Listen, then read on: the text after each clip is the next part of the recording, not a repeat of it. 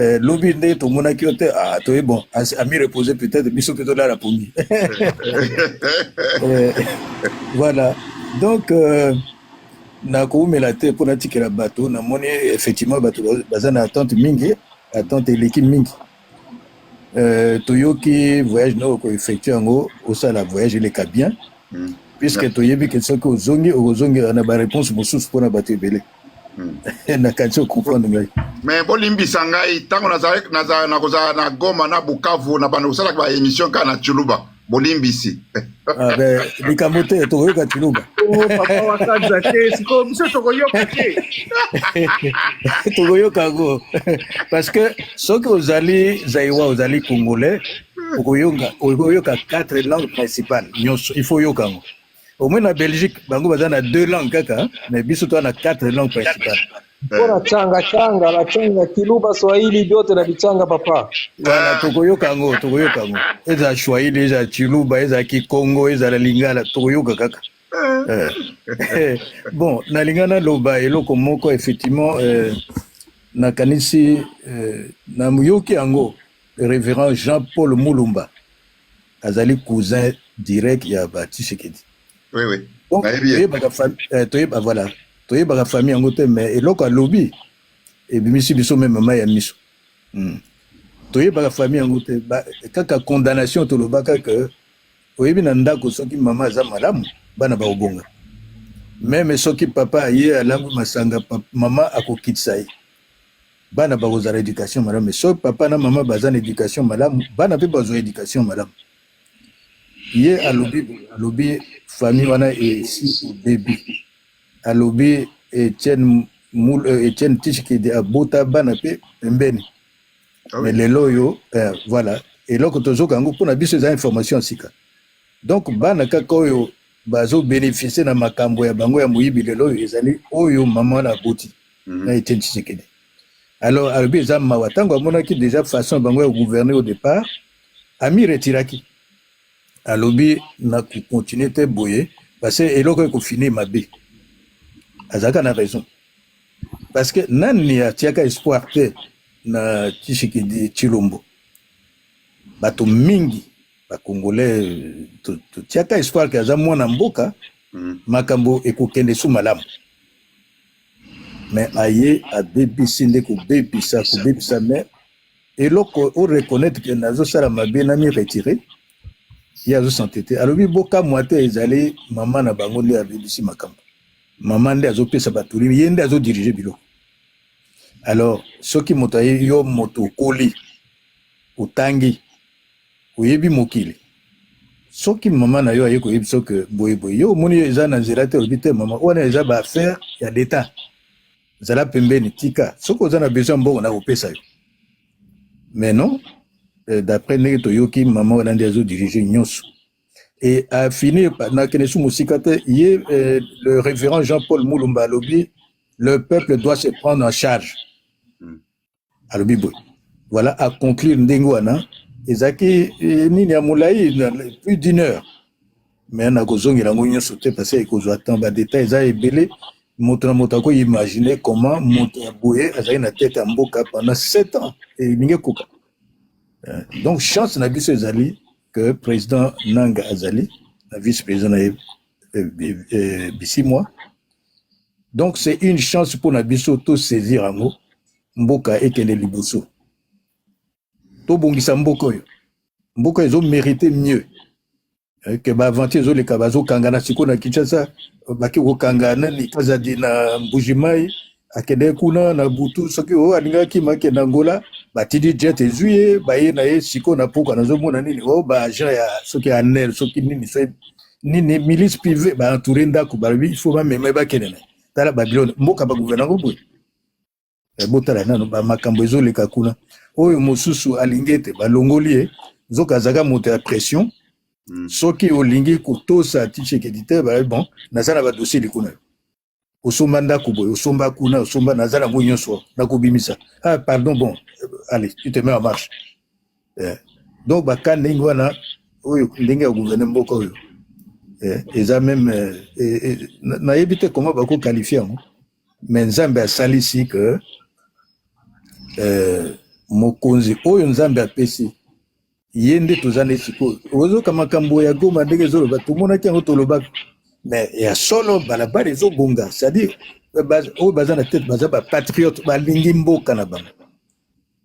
Alors eloko tokosenga kana ba congolais ba jeune bazana plus de 18 ans va se faire engager ndenge na monaki lelo na nini ba jeune mususu na Goma kuna bazo ya bango moko kumikotisa bayibisi bango non il faut boya à partir de 18 ans.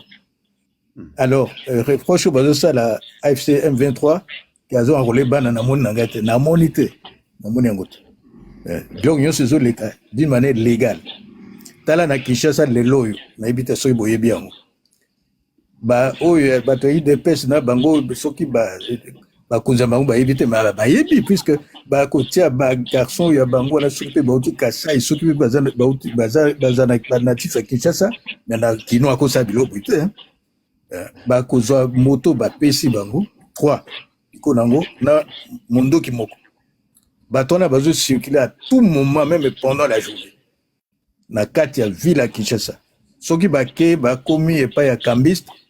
Bon, Kabis et Zao, Babing pas na biso, Bakino, Bongolateur, ou Staka échange, Yambongo.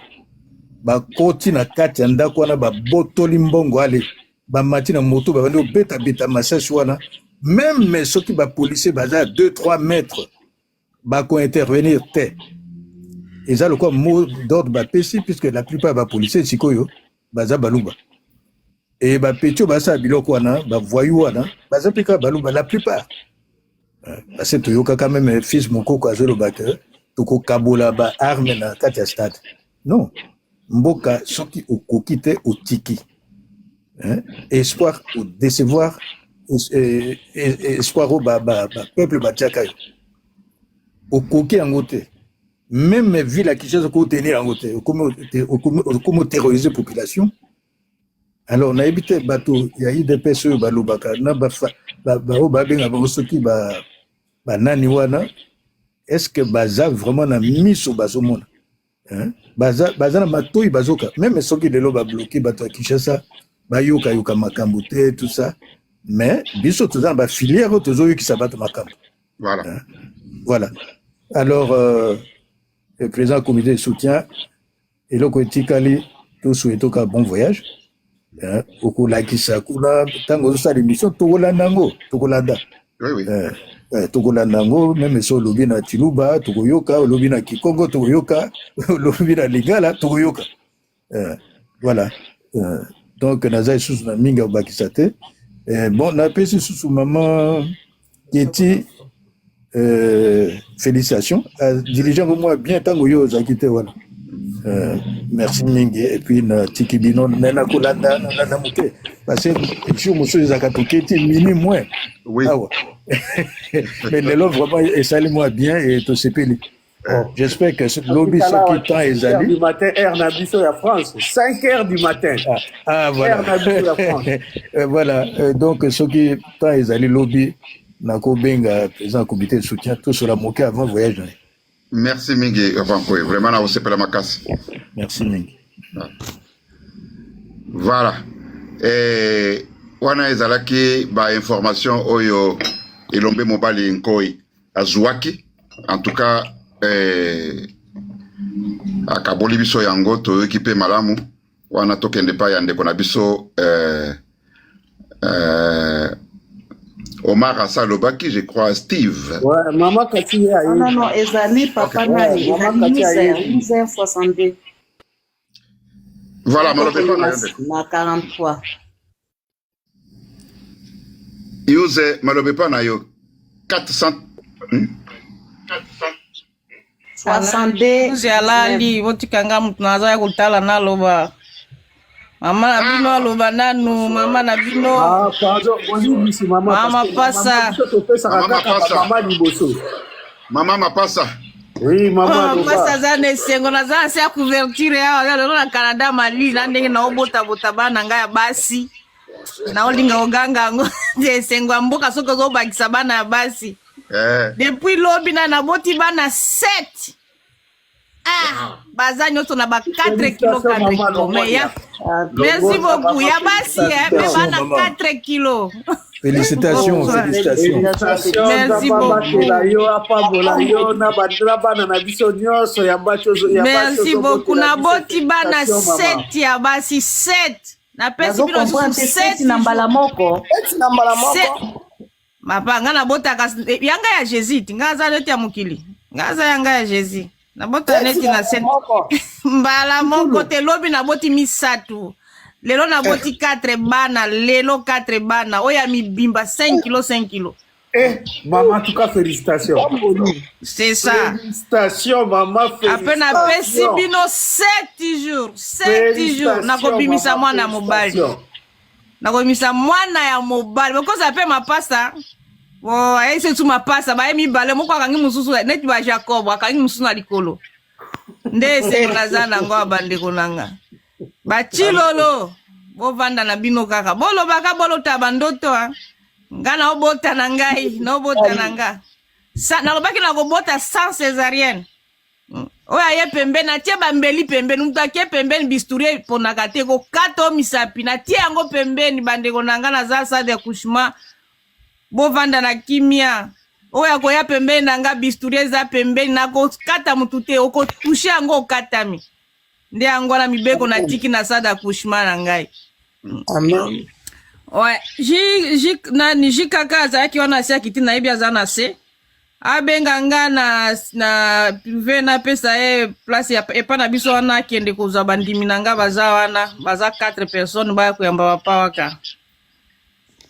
Okay. Soki aza numero nanga. Abenganga na groupe kuna, na pesa azwa numero nanga abenganga. Na pesa numero kuna epa na biso. Ba wana pe bazwa ba tricot. Ba kende kuyamba. Mutu moko akomia mama za koluka mapasa, opesa ye mapasa.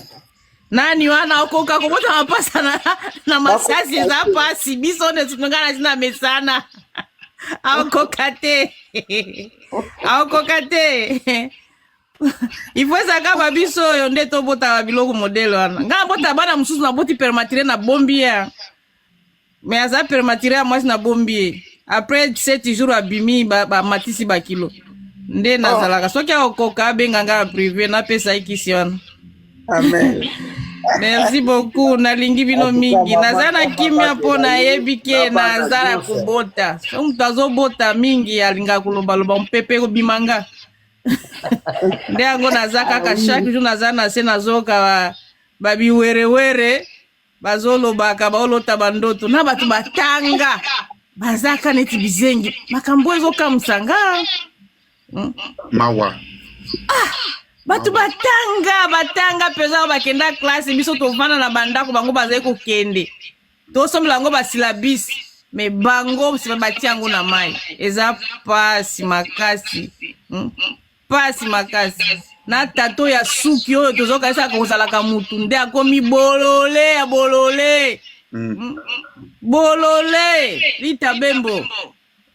Bolole ya mwana mobali azana mwana muke garçon na biso ya Kisangani wana mais abungi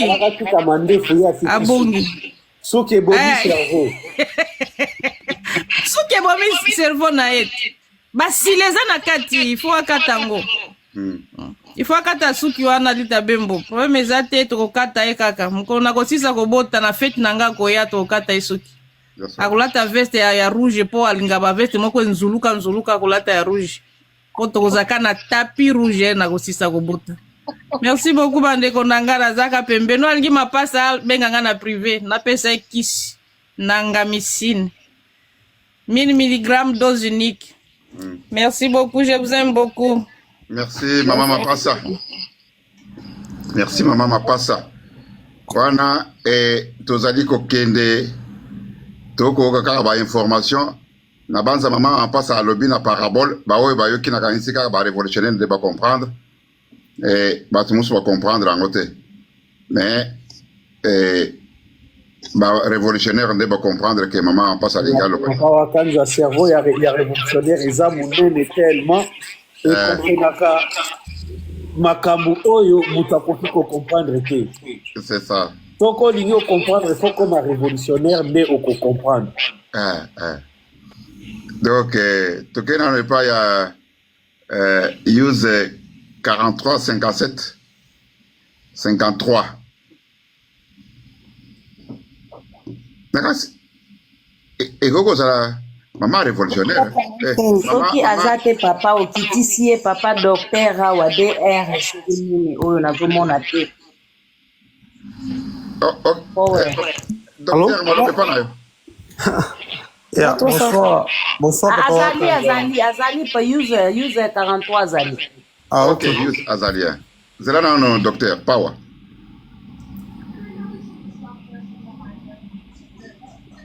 Malobe pa na yo, mama. Ai papa kaka mbote mingi na mbote. Mbote mama. Na sepeli ya mingi na wao nyuso na bale koyoka epi na yo. Na sepeli ya mingi na vanda kita unaanza kola ngaba YouTube na utaka bamboka kuya. Oye kuya kune wa este na yaki nango. Lobi na kanisa ni toza na panel na papa akasha okota ipe. Biso anto komi kwa betelenga na luka na panel. Peut-être ça va comme moto ça qui na on dit na ni c'est on casse dans les comme pour les okuya na okuya mais les mamans bazo river là bazo ka sapo de river ba on ta ya na qui. Et je vais vous référer dans le dernier discours de Cordo qui disait que parce qu'à un moment donné même moi je me suis levé dans d'autres panels pour condamner la révolution de par les rencontres au niveau de Doha.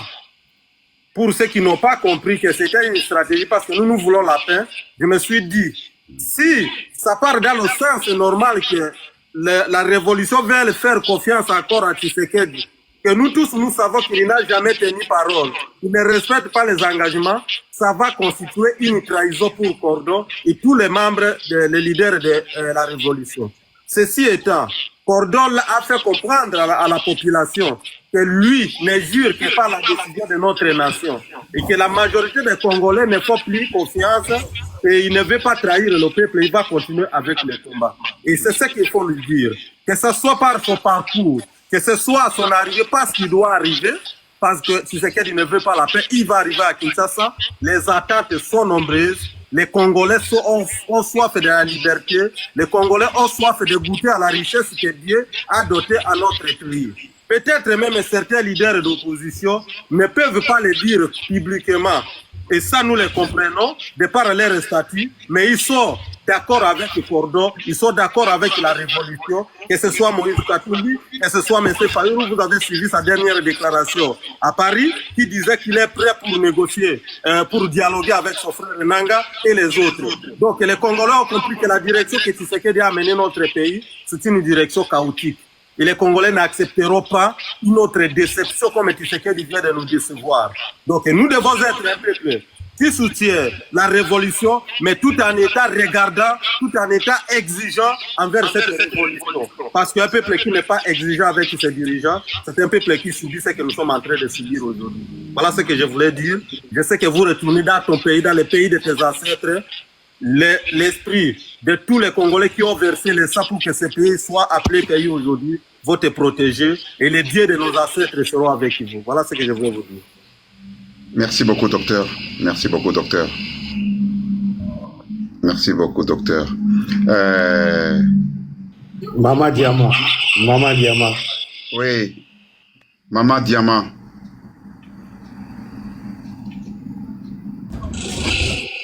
Tout ça causé là. Allô? Allô? Vraiment, le sako na batu nyonso, libota nyonso na kati ya panel ya AFC bar M23.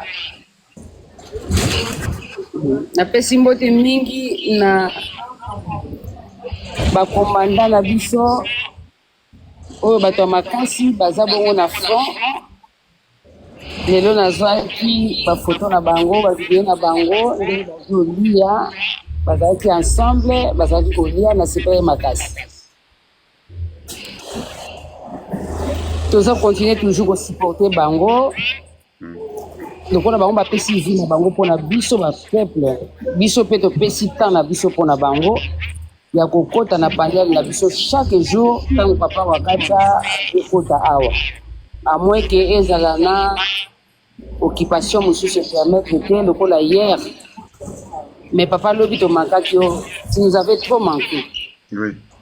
Surtout ngai soki namoni kaka osali life te nazala neti na belle fièvre ayebisaki papa na biso didie na bi papa akotaki te lobi nazalaka lese te po papa Wakacha nga nalobaki na ozongela kotelema na chere tanke mosakoli kosunga peuple ya Nzambe soki kaka bitumba Kongo esili nalobaki yango mpo nazala concentré na makambo ya bitumba oyo nabandaki yango na volonté na nga te zakumba nde ya permeta naloba boye papa biso tozokende liboso kotala ndenge peuple azosouffrir chaque jour tozomona bainformation bato oyo bazosala lokwa kotubela parce que papa tolobaki 2025 eza oyo ya koexpose misala ya mabe ya bato banyokoli Congo soki bafongoli minoko na bango na sincérité bakokota na bato ya Noé c'est-à-dire quoi papa nanga ntango akovanda na kiti ya bokonzi akoyamba bango lokola bana mboka parce que ye azokabola moto te ye aza congolais nyonso azali peuple na ye alors eza malamu mpona bango bafongola minoko batubela me bazongisa mpe mbongo oyo bango bayibi baloba kaka pamba te ke toyibaki todetournaki me papa tozongisa bazala na volonté baya kozongisa yango lolenge nga na oyo tomonaka na mboka bapaya awa soki olokoti ata $20 na nzela je ne sais pas chez vous là-bas en Amérique mais biso en Angleterre soki olokoti mbongo batiaka yango na enveloppe baki kotika yango na la police tokenda kotika tozongisaka yango koloba te ke chance na nga ndenge bakinois balobaka chance eza chance te tozongisaka mbongo wana bon combien plus forte raison ke yo oyibi na mbongo ya leta osombi yango ya bandako ovandisi famille na yo politique ya Congo ekomi ya libota na yo ya mama na yo e papa eza folie ya grandeur bambongo wana nyonso ekozonga ntango papa nanga azwa na kiti ya bokonzi nyonso ekozonga tokolandela yango bisika nyonso mbongo wana ekei bisika nyonso basombi yango bandako tokobotela yango mpo ezali propriété ya Congolais mpona kobongisa mboka na biso oui mbongo wana fo ezonga moto nyonso il faut zala na miso ya kofungwama otalaka esika ni bamiyibi oyo bazosomba bandako bato ya mayele ya bwanya babandaki kosala deja biloko wana depuis longtemps papa Wakacha po toyebaki ke bazoyiba bazopie alors bakanisi balekela biso na mayele te toyebi bisika basombi bandako toyebi mosusu na baafrique mosusu na babelgique toyebi papa bacaméra na biso eza partout alors tozobanga eloko moko te papa nanga azoya na stratégie omoni bandeko bazalaki presse liboso boya mokolo nini tozoyebisa bango bozala na patience parce que baprécipitaka te eloko ya kitoko soki olingi olia biloko ya malonga bazwaka temps oza posé mpo lamba biloko ebima kitoko ozoservir papa na mesa azolia avec appétit mais soki olandi mbangu en tout cas obebisi makambo eza lolenge moko na bitumba oyo ya révolution papa ayebi lolenge azotambusa yango aza na stratégie ya moto ya mayele moto ya bwania bozomona même ta façon na ye kaka parents kaka ya pamba nano alobi nanu te botali kaka boye bozomona te ke bwania moko ezobima solo ezopesa mpenza odeur donc toza dans le bon cette fois-ci tokosepela tozwi mpenza papa tokobengeka papa te no mama diama alobi likambo moko ya motuya bayokaki solo ya détournement me biso tozoyoka solo ya bwania donc c'est ça biso tozali koprépare nzela ya sévère papa Wakacha tozoprépare yango na badomaine nyonso parce biso toza bato tomona mosika bato ya molimo yango papa Wakacha bandeko nyonso oyo bamataka awa bazala sérieux na oyo bazalaki nano sérieux te bakomata bakofinga tosenga bango mpenza bazala mpenza bato ya sérieux parce que moto ya sérieux alinga kotravaille na bato baape sérieux. Papa nanga aza moto ya discipline. Biso moko tomoni na este lelenge asali mosala lelenge bato bango moko bakolanda bakobongisa bakokumbola. C'est parce qu'ils ont senti l'odeur de quelqu'un qui mérite en fait ya komema kuluzu de bien charge ya Congo. Papa wakacha ba fleur na sopeli yo mingi na msala kitoko osala. Mais maman pe anda kwa kozwa pe soin na yo. Po maman misu baboyaka mona bi papa kokota makambo ya révolution te papa. To batela na biso ka KVS na biso papa na boyi. Mais maman pe aza maman opesa longonya. Aza maman pe akobaka ba secrétaire. Alangaka biso opesi respect mingi azozwa soin na yo. Moral na yo soki te ndepe oyaka awa chaque jour tout ndenge oyaka penza oza posé c'est parce que maman penza osabusa malamu obwakele ba fololo ngai na pesi lisusu mpona sisa maloba na basoldat na biso nyonso bazili papa mokonzi président nanga toza ensemble na bino tozo kosoutenir bino mpe tolingi bino makasi tozozela bosisa etumba oyo po to célébrer na bino ensemble na kati ya ngonga Kinshasa. Tozozela bino penza ngai moko na kozwa bana bakolambela bino penza bilele okolia pe ba régie ba levi mo penza ya fresh wana oyo ezolona na penza na bilanga mama perle na kati ya Kinshasa bakoyamba bino penza na motema nyonso akofungwa. Donc papa nanga biso tolingi yo mingi toyebi ke ntango okoya bamama bakopangisa mai na miso parce que bamama basili espoir baza abandonné bamama mosusu bakufeli bana na bango tomonaki bana moko bautaki kokufa dernièrement mposa baliaki soki loso bazangaki soki mafuta bake osenga boye ebomi bango. Papa bato bakosila chaque jour bamama espoir eza te baza na kati ya cri ya détresse. Papa nanga nayebi te eza moto ya motuma monene ya bolingo okosunga mpenza okotia social mpe okoencadre bato oyo bakotravaille na yo. Eloko ebomaka mpe Congo bakonzi mosusu bayaka bakutana na bato ya mabe oyo basikotaka bango te mosala ekende malonga. Biso to obondela mpona yo bato bazala tout autour na yo bazala bato oyo bazali bato ya sembo bato ya moyibi te lokolo to omona na gouvernement oyo bango nyonso de bato ya mafia ya koyiba be koyiba lolomo nde lolomo. Biso tolingi bato oyo bakozala tout autour na yo papa bazala bato baza na dignité makasi bazala na bolingo ya mboka na solo susi mpe ya peuple congolais nde okomona ke bakoya kose réjouir kaka te na mabumu na bango na mabota na bango. Eloko wana na to kobondela butu moi vraiment bato ya mabe mosika na yo bato ya malamu nde bapusana. Nzambe moto azopesa yo mayele otangi kelasi oui mais nzambe mpe azopesa mayele papa nzambe azopesa mayele akotika yo te akobakisa yo bastratégie po ete makambo ekende malamu tozokopuse yo viti te po toyebi ndenge makambo ekendaka.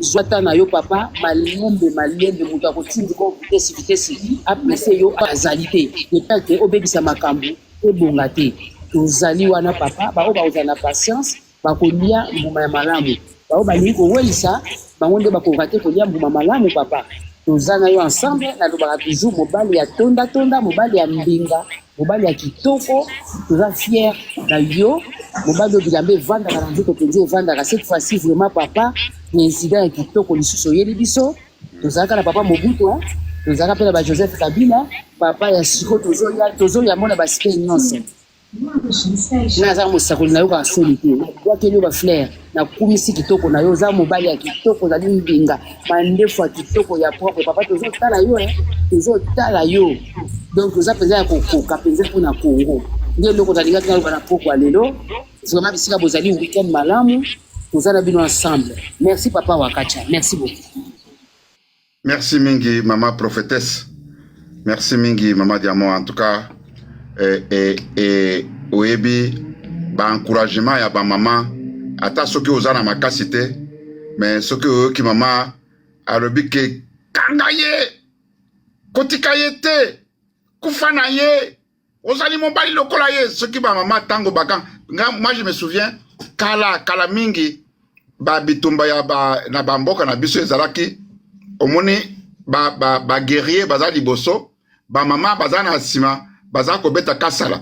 Baza ko beta kasala zembo moko boye, ya ko encourager ba guerrier. Donc ba oyo baza ko bunda, mais ba mama baza sima na bango pona ko yemba banzembo moko boyo ya ko pesa ba guerrier nguya, ko pesa ba guerrier. En tout cas, ndenge moko mama prophétesse a lancé message pa ya ba konzi na biso bazali na Goma, tozali na bangwa wa baza ko na biso. En tout cas, apesi pesa bango courage, apesi bango ba kende jusqu'à tel point que ba ko koma. En tout cas, merci mingi mama prophétesse pona kozala na biso mokolo ya lelo pe na ba encouragement ozoko pesa biso, surtout que bwanya ya koloba ke tokokoma bolanda mbangu te, mais bosala ngo na ndenge ya makanisi na bino. En tout cas, toza kokene kaka ndenge to objectif na biso tokoma na Kinshasa bakala mingi te. Merci mingi mama prophétesse. Ndeko noble malobe pa na yo. AFC viva. Bonsoir papa Wakaja. Bonsoir noble. Bonsoir ba révolutionnaire nyonso. Papa ba bonne nouvelle ka toyoki toujours que obisi biso pour même atana ba YouTube toyoki ke ozoya. Donc déjà ba misusu ba boaki ke papa Wakanja azoki ta Goma, donc ça ne va pas, ningani déjà. Tozozela yo papa, tozozela yo vraiment. Oui papa. Vraiment. Tozozela présence na yo. Bon, ebele akoloba pena papa eza mingi pena te, mais tokozanga maloba te tellement ici déjà au fongola biso déjà cerveau. Oyo papa Guillaume kanga na micro ok. Au fongola biso cerveau puisque tokoma na nzela to reconnaître mboka na biso vraiment que poto yeba ke mabe ça do bato mabe tozo vivre na bato mabe nzoka nde to yamba na biso virus kala o biso to yeba raté. En tout cas, courage et ça pena ebele pana yo papa Wakaja po parce que po biso nyonso to reconnaître AFC vraiment que nzoka nde bazana ba on ba vrai bato et ça bino ba oyo. Donc obendi biso na ndenge nyonso et puis pe biso pe na moi malembe na baninga o tozana bango proche. Vraiment en tout cas totinda ka bato ebele balanda awa na panel awa parce que neti biso awa à niveau ba Congo central côté oyo vraiment tozana na koyamba na information ya buzoba okutezana sans cité. Bazo ya kolobela ka biso ba mambo moko boye ozokanisa soki peza ya solo ya kolandela boye réalité biso neti tozana biso na point oyebi déjà pour awa de base. Tango koya awa oya koyoka makambo susu tozoyoka donc vraiment en tout cas pende to ko rêver pena très bien que gouvernement to anango do baza mitema mabe balingi biso te balingi peuple congolais te rien donc même pas tamukie yo ba maloba moko boye bakoyela biso awa oboye surtout neti ba moment ba yo koma baba na kokozwa ba jeune bakota armée. Donc vraiment en tout cas net na ba oba kenda ki tozo comprendre te est-ce que bazo raisonner nini. Vraiment papa en tout cas courage toujours. Vraiment courage, merci pena papa Wakanja pena vraiment en tout cas merci pour na musala makasi ozo sala parce que mboka o ça ne va pas. Alors courage toujours sous na pesi bambote toujours na ba combattant na biso ba na front chaque jour to yambaka bonne nouvelle. Donc eloko liboso ko remercier sous même matanzambe yangwana ba bonne nouvelle ya ka 10 jours au jour oyo rara boye o cité boye kwei o cité boye to récupérer o cité boye vraiment en tout cas les seules choses c'est ça la rabiso ne fils que moi fortification consolation sous yangwana pena parce que neti biso ndenge toza boye insécurité donc comme na mboka ça ne va pas donc to éviter est-ce que mboka oyo to sala kana biso na bakonzi nini de te éviter insécurité donc ça ne va pas donc batu ba comme kufa donc tozo ebate est-ce que mboka o to kufa na njala crime epai o même ata bamai oyo akomela epai eske mboka oyo toyebi te quel mutu oyo boye toyaka kokende kovote oyo soki mpe président koyeba te eske ayebi na ye valeur ya pouvoir bapesa ye to ndenge nini ou bien totia bache à part eske aza ne mwana mboka. Non, vraiment en tout cas ça ne va pas. Vivre na Congo et comme neti enfer moko boyo mutu oza na kati ya lifelo mais il vaut mieux kuteya mosu bien parfois na lifelo mpe ndenge toyokaka ke okovivre mais po pasi eza na lifelo yango mpe eza wana na Congo ojete bamai oyo ka ya pamba bamai meme mai tala fleuve tourna biso mais mai pasi kura pasi badélestage tout sikoyo nayebi te soki tokende wapi vraiment en tout cas nzambe asunga papa nanga vraiment en tout cas nzambe asunga ye bafrère toujours ébélé parce que ça ne va pas vraiment mpe abundana pena sala mwa pena mayele babakisa susu befort parce que peuple congolais tozozela bango po toasuna espoir na biso ya suka eza kaka ye do totelemeli nde kuna donc totelemeli pena kuna et puis omanga mosusu misusu so tolandi neti biso tovivre na Congo toyebi te tokoloba nini mpe tokosala nini bainformation kaka buso baka bazoyelaka biso okingandi boye oboye mambo nyonso tolandaka bainformation lukuta na ya lukuta siko na miniti oto ya crime ekomi trop na mboka ekomi trop donc tokomi na butu parfois bolala boye oza obligé bokomi ba 2 heures ville mobimba bobimi pena neti baoyo baza na basite bazotobetaka bamifinuku pourquoi mpona koalerte bato balala mingi te soit bacriminele bakomi déjà proche bato bazokotela bato vraiment avec baarme mosusu na bango moko na bapolisier nayebi te sikoyo tovivre ndenge nini na mboka boye estce towana mokonzi towana biso na président de la république to ndenge nini vraiment tocomprendre te pasi eza na Congo vraiment bapasi oyo eza na mboka oyo c'est grave mais nzambe sunga biso pena tellement toza na mwa espoir moko tozela oyo eza liboso na biso eza kaka ya papa nanga parce que dernier espoir ya congolais yango wana tozela aya kodélivre biso vraiment aya kolongola biso nano na bowumbu oyo po mboka oyo ça ne va pas donc ça ne va pas vraiment ebele mpe mingi ya koloba eza te papa ils sont soko zawana okozwa parole soit topesa mutu mosusu parole mboka oyo ça ne va pas makambo kolobeza ebele mais moyo kokoba pena ebele susu eza te po c'est trop même ata tobandi oloba suka nango kaka tozela kaka armée révolutionnaire na biso eya et délivrer biso po boye ça ne va pas donc rien papa ils sont parole soza ngana oloba boye bobi problème eza boye na Congo distolongola Goma na Bukavu et soko olandi so tozolanda baninga na biso nyonso oyo baza na baterritoire oyo papa nanga azokontrole nano te bazosenga kaka aya ok eza bien mais baza mpe mibali batelema Congolais telema papa nanga asi atelemi mais yo mpe Congolais telema pour accompagner papa nanga papa ils sont donc excuse papa toza kotelema mais sikoyo toluka nde mutu a train oyo akozalaka mwa mutu moko boye akodirige biso ke oyo abimi en tête vraiment en tout cas toza kotelema yango nalobi omoni neti bandeko na biso akatanga bazosouffrir makasi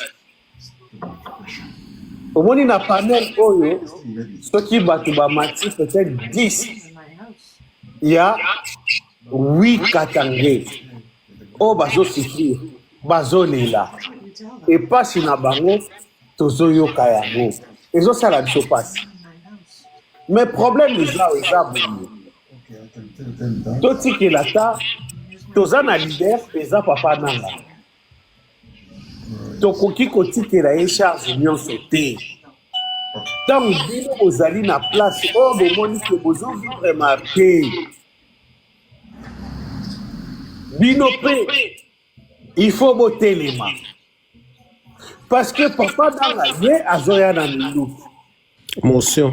mais siko attendez s'il vous plaît papa nanga azoya na minduki il faut protéger bino makambo eza ebele il faut nasala banzela nafungola babanke mais bino moko oyo bozali sur place bozosouffrir boyeba bato bazonyokola bino na bino bozonyokwama banani baza ebele banani baza mokie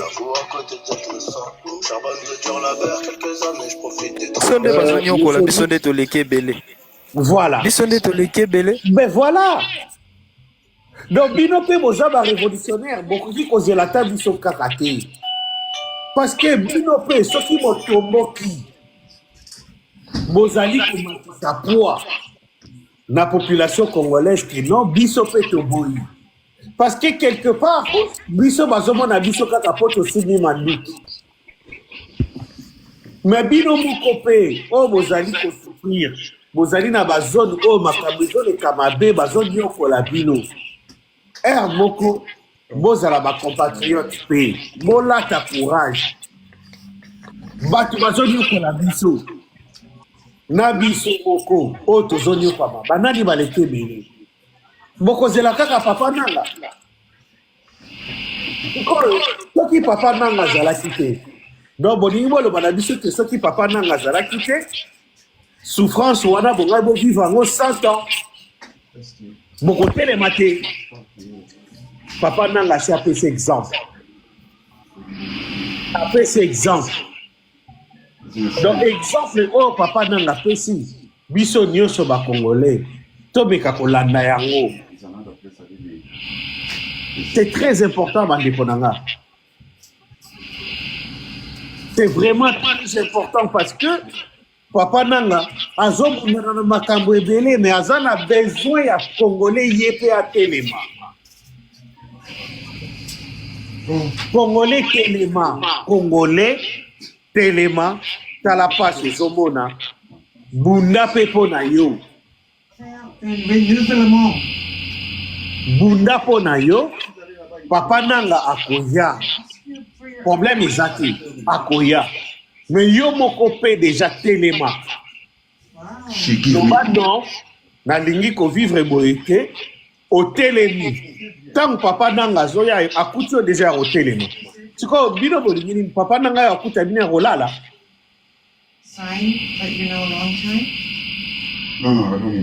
c'est pas comme ça que ça doit fonctionner les gens oyo nyonso boyebi ke toyebi biso nyonso toyebi ke non les congolais souffrent papa nanga asi atie mutu ndenge biso tobanda lingala atie mutu bakata mais bino mpe botelema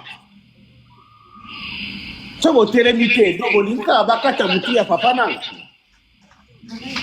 soki botelemi ezali mpe une manière de vous faire comprendre que non bozotelemisa mpe papa nanga azala début mais soki bozotelema te papa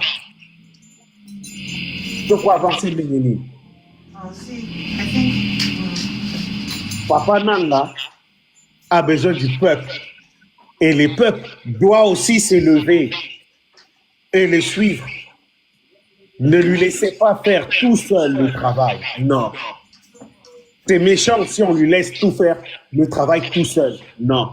Parce que lui, il s'est levé et il revendique le bonheur du peuple congolais. Les peuples congolais aussi, vous devez vous élever pour dire que non, ah oui, lui, il a décidé, on est derrière lui, nous aussi, on s'élève. On va le micro pour l'instant. Alors, motion. Oui, tu peux. Oui, le docteur. Merci beaucoup. Moi, je comprends Ozoloba. Mais Kolimbi Sangapo, nazala un peu à divergence na Ozoloba, mais pas en totalité. Une partie, je dis, il n'y a aucune révolution au monde, ça qui est un leader. Alors, les leaders, au moment où nous parlons, c'est le cordon Nanga. Maintenant, je vais vous donner un exemple. Ceux qui sont dans les territoires d'un dictateur comme Tshisekedi, quand vous leur demandez de se lever, c'est pour qu'il y fasse quoi spécifiquement? D'abord, le simple fait de prendre courage et venir sur le panel, tout en étant dans ce territoire que nous savons qu'il tue les gens matin, midi, soir, c'est quand même un signe de bravoure et de courage. Oui. Si vous voulez leur dire que non, parce que le peuple a deux manières à manifester, ou trois manières, il peut boycotter les produits ou il peut faire des marches. Vous les envoyez dans les marches, c'est comme si vous les envoyez les chiens à nous. Ça, non, nous ce n'est pas ça. Ce n'est pas ça. Laissez-moi finir. Je vous ai écouté, acceptez un peu la contradiction, mon frère. Oui, je vous écoute. Ok. Donc, rappelez-vous que les Congolais, et moi, je n'ai jamais accepté ceux-là qui taxent les Congolais comme des feignants.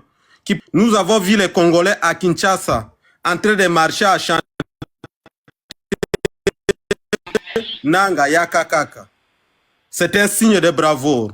Nous avons vu pendant les élections de 2023, c'est les fils et filles de Bas-Congo. Lorsque Tshisekedi voulait leur donner encore des promesses, ils l'ont dit en face que tu es menteur. Nous avons des images. Ce sont les signes de bravoure. Maintenant, leur demander que non, levez-vous. Bon, il faut un peu les spécifier. Comment ils vont se lever au-delà de ce qu'il faut, comme intervenir dans des panels ou tout ça.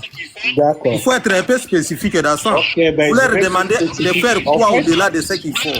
D'accord. Mon frère, je l'ai été. C'est-à-dire, vous savez, Nanga vient avec les armes. D'accord? Pour mater tous ceux qui sont contre nous. Oui. Mais, vous savez, l'arme la plus lourde est le peuple congolais.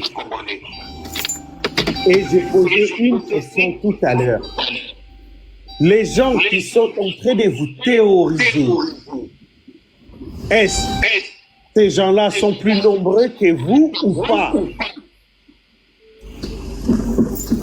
C'est à partir de là que nous, le peuple congolais, on doit savoir. Parce que la majorité remporte. Si par exemple, je vais donner l'exemple au Katanga, on nous parle de tout ce qui se passe au Katanga. La plupart des gens qui sèment le terreur au Katanga, ils sont venus d'ailleurs. Vous pensez vraiment que tous ces gens qui sont venus d'ailleurs, ils sont beaucoup plus nombreux que les autochtones du Katanga? Des Congolais de la diaspora ce vendredi 9 mai 2025 à Goma. Il s'agit d'une vingtaine de candidats à la formation politico-militaire, parmi lesquels 9 femmes. Ces Congolais viennent de la Belgique, de France, d'Italie, du Canada, des États-Unis et de la Tanzanie. Et les États là où vous êtes, là où vous vivez, peut-être on peut considérer que c'est des conforts. Mais ces États-là ont fait ça. Nous pensons seulement qu'ils sont bien, ils ont de belles routes. Non. Ils sont passés par des États et ils sont passés par des sacrifices. Et nous, au Congo, on n'aime pas les sacrifices. La fois passée, je vous avais parlé de l'armée. La question était simple. Quelle est la mission d'une armée? Vous connaissez la réponse. La mission d'une armée, c'est faire la guerre. Ce n'est pas ce qu'on nous apprend, oh, c'est pour défendre l'intégrité. On défend l'intégrité du territoire en faisant la guerre. Et qu'aujourd'hui, on est en train de créer cette armée. Notre armée s'appelle Armée révolutionnaire. Bienvenue, Madame Nathalie. Les jeunes gens qui viennent même du Katanga, ils viennent. Il y a des gens qui sont là, des répondants qui sont là. C'est M. Tarzan. Il y a des jeunes gens qui parlent de Kalemi, de Lumumbashi. Il y a des canaux, nous les envoyons en formation. Ils partent de l'Ituri, du Kivu, de Maniema, partout, mobilisés. Avant de penser les quelques points soulevés, je voudrais vous montrer l'importance de la diaspora pour cette lutte. La diaspora pour le Congo aujourd'hui, c'est une couche qui participe au sacrifice. Vous êtes là-bas à la diaspora, mais chacun a plus ou moins un oncle, une tante, une nièce, un neveu, un enfant qui vit de l'autre côté.